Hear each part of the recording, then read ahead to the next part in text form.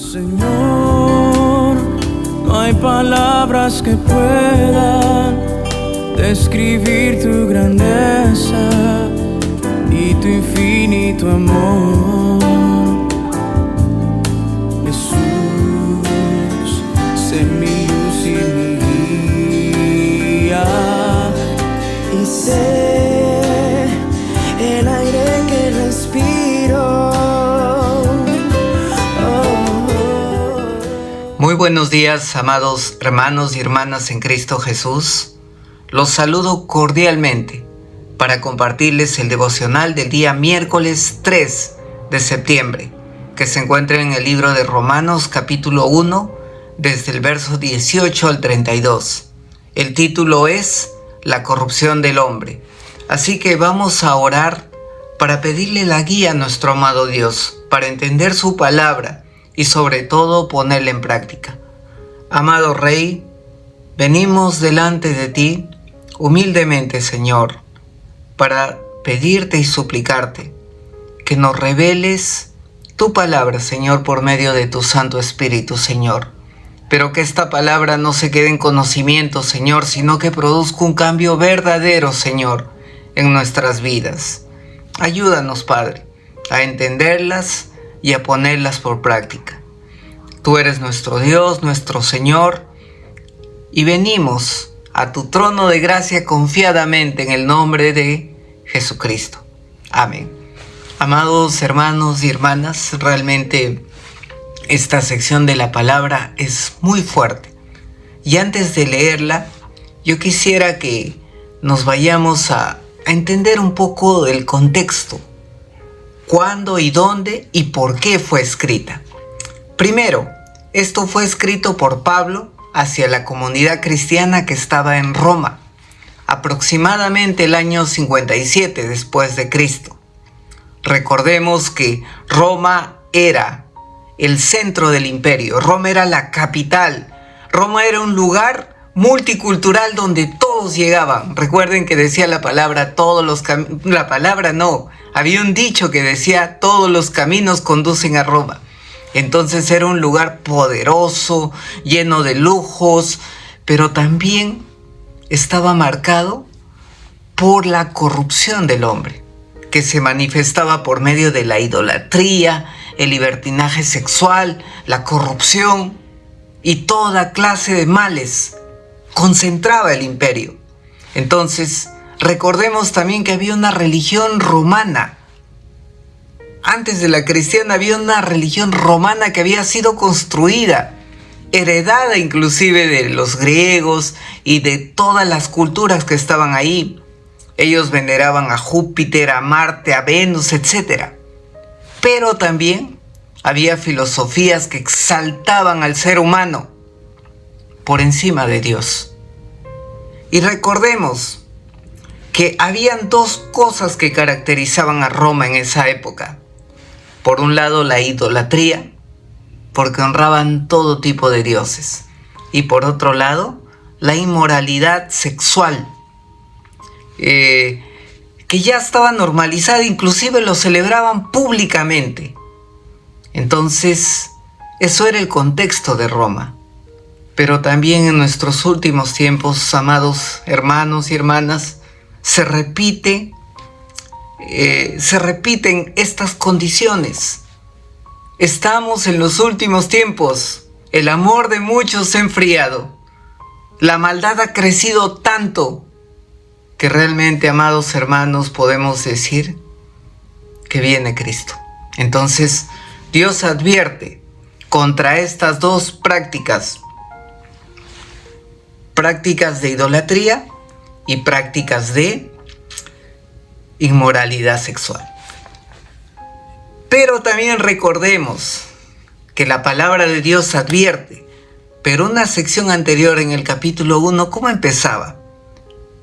Cuando Pablo decía en el verso 16 y 17, ¿no? El evangelio es el poder de Dios para salvar. Amén.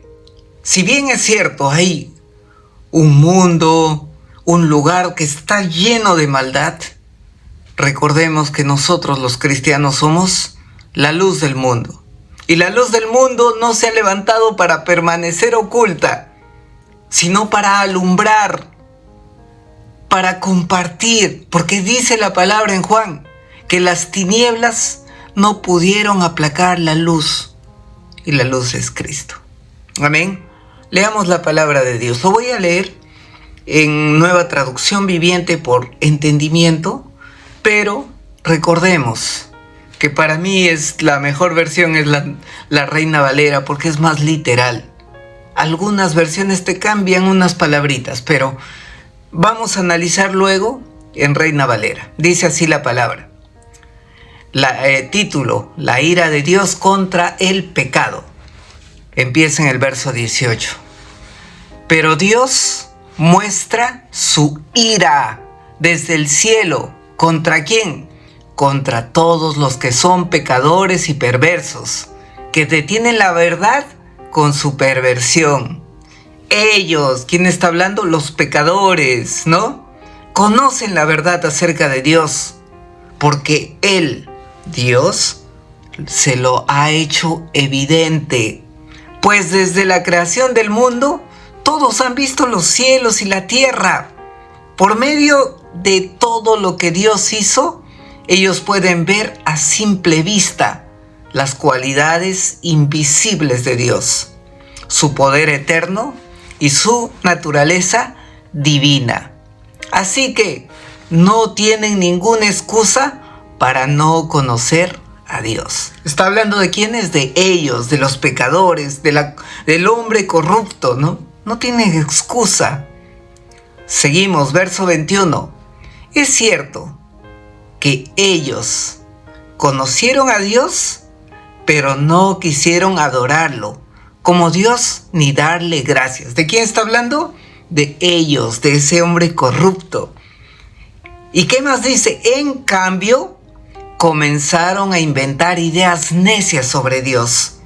Como resultado, la mente les quedó en oscuridad y en confusión. Ellos, dice, ¿qué pasó? En el verso 22, afirmaban ser sabios, pero se convirtieron en completos necios. Y en lugar de adorar a Dios, inmortal y glorioso, ¿qué hicieron?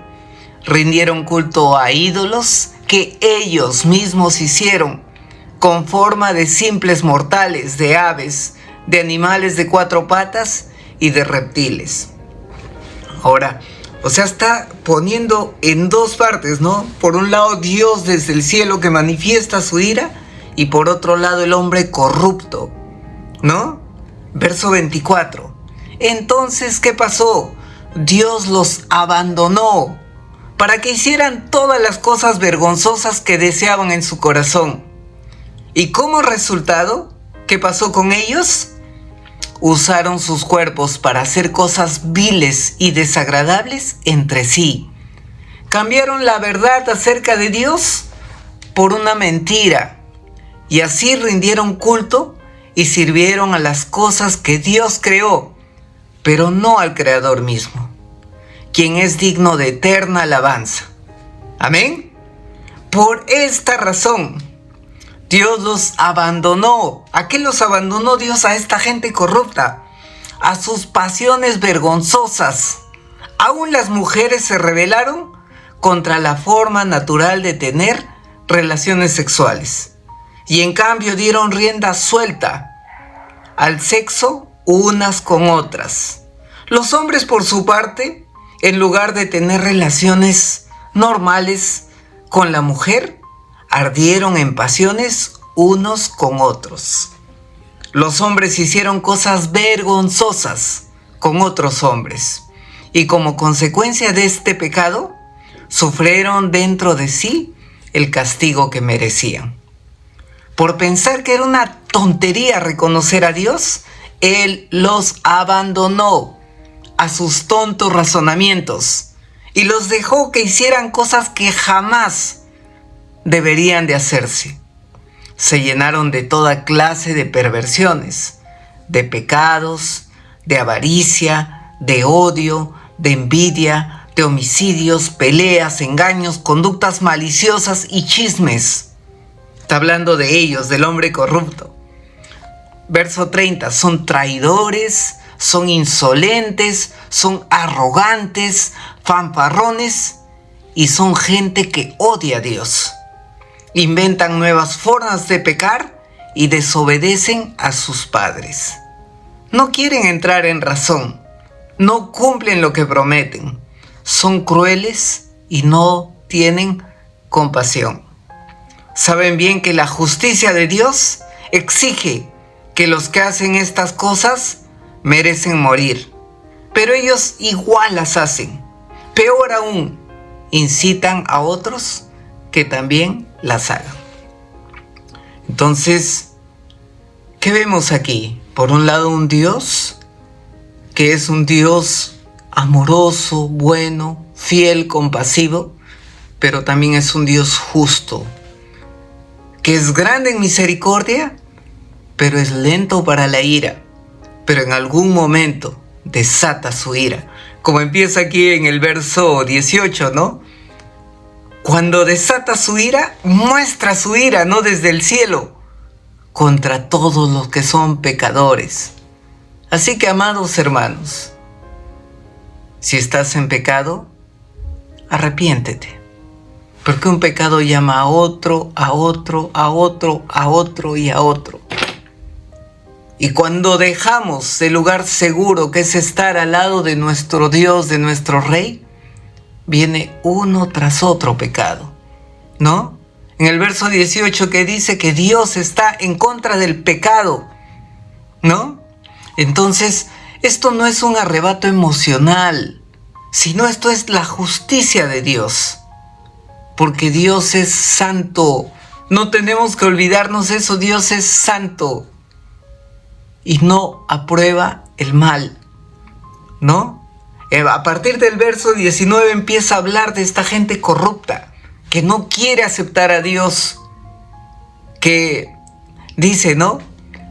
En el verso 19, ellos conocen la verdad acerca de Dios porque Él lo ha hecho evidente. Pues desde la creación del mundo todos han visto los cielos y la tierra.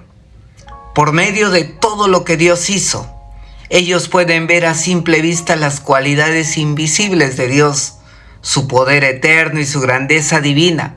Así que no tienen ninguna excusa para no conocer a Dios. Entonces, muchos dicen que no conocen a Dios, pero ¿saben qué? Eso es una excusa. Porque toda la creación grita acerca de la existencia del Creador. No hay excusa para decir, ¿no? No existe Dios. No es que la gente no cree en Dios, sino que no quiere dejar su pecado, que es muy distinto. Porque miran a Dios como una persona que no les va a dejar hacer sus cosas malas. Entonces prefieren salirse del camino de Dios. Entonces, desde el verso 21 dice, ¿no? Pues habiendo conocido a Dios, miren, estas personas conocían a Dios.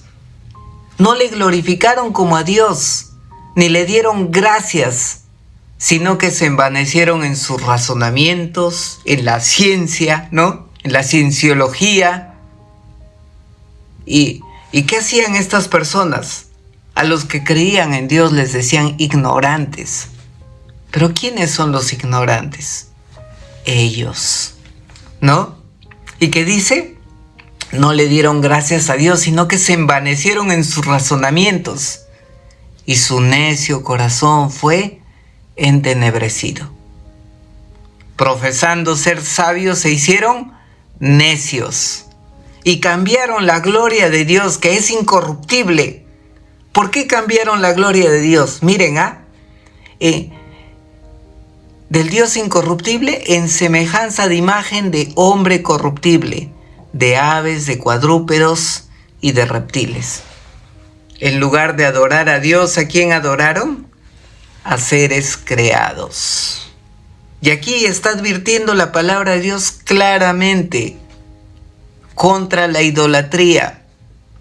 No podemos tener imágenes, Algunos dicen, no, las imágenes de hombres, de aves, de cuadrúpedos, de lo que sea, son seres creados. Recuerden que tenemos un Dios celoso que no comparte su gloria con nadie. Y algunos dicen, no, esa imagen solamente la venero. Pero entre la veneración y la adoración hay un hilo muy delgado. Así que, amados hermanos, el único que merece toda la gloria y toda la adoración, ¿quién es? Dios. Y Pablo advertía a la comunidad cristiana, tengan mucho cuidado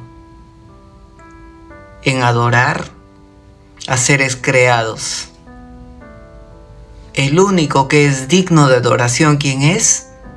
Dios. ¿Y qué pasa con esa gente?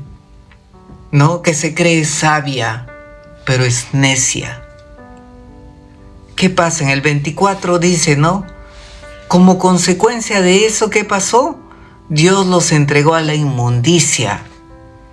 En la concupiscencia de sus corazones, dice, de modo que deshonraron entre sí a sus propios cuerpos, ya que cambiaron de Dios por la mentira, honrando y dando culto a las criaturas antes que al Creador. Miren, hay consecuencias de darle culto a las criaturas antes que al Creador.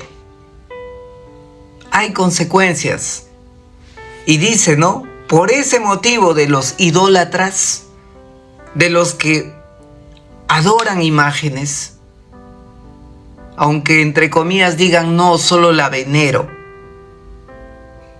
Dios dijo, no tengan imágenes, no se hagan imágenes en Éxodo 20. En los 10 mandamientos, no se hagan imágenes de lo que está arriba en el cielo, en la tierra, ni debajo de la tierra, y no se inclinen, porque yo soy un Dios celoso, que persigo a los que hacen tales cosas malas hasta su 3ª y 4ª generación. Amén. Entonces, ¿qué pasa con esas personas que se desvían del camino de Dios? Verso 26.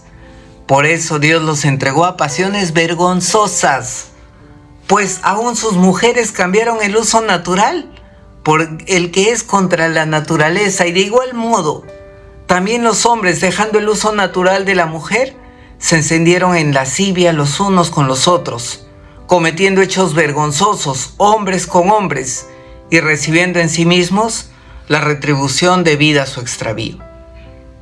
Aquí Pablo está condenando la inmoralidad sexual. Dios creó al hombre y a la mujer. Creó el matrimonio. Amén. El que inventó el matrimonio es Dios. Pero creó a Adán y a Eva. No creó a Adán y a Adán, ni Eva con Eva. Puso al varón y a la mujer y les dijo, multiplíquense y sojuzguen la tierra. Llenen la tierra.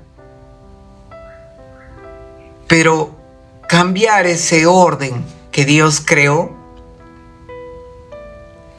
es estar en rebeldía contra Dios. Porque acá hay un grupo de estas personas que se desviaron del camino de Dios. Entonces, amados hermanos, acá claramente Dios advierte, ¿no? Por medio de su palabra, que el matrimonio es entre varón y mujer. Amén. Y acá advierte que no vayan contra la naturaleza de Dios. Ahora, no te enojes conmigo. Eso dice la palabra. Dios es amor, pero Dios también es justicia. Verso 28. Y como ellos no aprobaron tener en cuenta a Dios, Dios los entregó una mente reprobada para hacer las cosas que no convienen, estados atestados de toda injusticia, de fornicación, de perversidad, de avaricia, de maldad, llenos de envidia, de homicidios, contiendas, engaños, malignidades, murmuradores, detractores, aborrecedores de Dios, injuriosos, soberbios, altivos, inventores de males, desobedientes a los padres, necios, desleales, sin afecto natural, implacables, sin misericordia. Acá está describiendo a aquellos que están en rebeldía contra Dios. Pero hay una buena noticia, amados hermanos. Puede ser que estés en rebeldía con Dios, pero estamos en el periodo de la gracia, donde podemos arrepentirnos, pedir perdón a Dios y reconciliarnos con Dios. O estás con Dios o estás contra Dios. No hay término medio. Entonces, acá está hablando de los que están contra Dios. Pero la buena noticia es que Jesucristo ha venido ¿a qué? A salvar lo que se había perdido. A salvar inclusive a las personas que estuvieron en rebelión contra Dios. Mientras tengas vida, amado hermano, hermana, hay oportunidad. Y ora por los tuyos, no los juzgues. Si ves una persona en esta condición y te permite hablarle, háblale. Pero si no te permite hablarle, no juzgues ni a ellos ni a su familia. Ora por ellos. Amén. Entonces, conclusión. Primero, hay que reconocer al Creador antes que a lo creado. Hay que adorar a Dios y no a sus criaturas. Amén. Segundo, hay que cuidarnos de la idolatría. Si bien en esos tiempos habían idolatría de imágenes, dioses, en estos tiempos modernos hay otros tipos de idolatría. La idolatría de los ídolos futbolísticos, musicales. Hay la idolatría del poder también, gente que ambiciona el poder. Hay la idolatría al dinero. Hay la idolatría al propio cuerpo. Hay un culto al cuerpo, ¿no? Hay que cuidarnos de la idolatría. Y lo otro, purificarnos sexualmente. El sexo es bueno dentro del matrimonio, con la mujer o el hombre de pacto. Fuera de eso, Dios no lo aprueba. Amén. Vamos a orar para darle gracias a nuestro amado Dios que nos envió a Jesucristo y nos salvó de ser parte de estos hombres corruptos que están en rebelión contra Dios. Pero que hay oportunidad siempre de venir a Dios. Vamos a orar. Padre bueno, en primer lugar darte gracias porque tú nos rescataste, Señor, de una vida terrible, Señor. Gracias, precioso Dios, porque sigues haciendo la obra. Si bien es cierto, hay mucha maldad en el mundo, hay mucha gente que vive en tinieblas, pero también es cierto que tú, Padre, tienes compasión, mi Dios. Tienes tanta compasión y tanto amor que enviaste a tu propio Hijo, Jesucristo, a morir por nuestros pecados. Te pido especialmente por mis familiares que aún no te conocen, o que aún conociéndote, como aquí dice la palabra, se volvieron en rebeldía. Oro por ellos, Padre. Ten misericordia, Señor. Rescátalos del hoyo profundo, Señor. Y también de mis hermanos, mis hermanas, que tienen personas que están alejadas de ti, Padre. Dales sabiduría para poderles dar una palabra que venga de ti. Y tú los rescates así como nos rescataste a nosotros, Señor. Te reconocemos, amado Dios, como nuestro Señor, y reconocemos tu bondad infinita por medio de tu Hijo amado Jesucristo. Te damos toda la gloria. Amén. Señor, no hay palabras que puedan describir tu grandeza y tu infinito amor.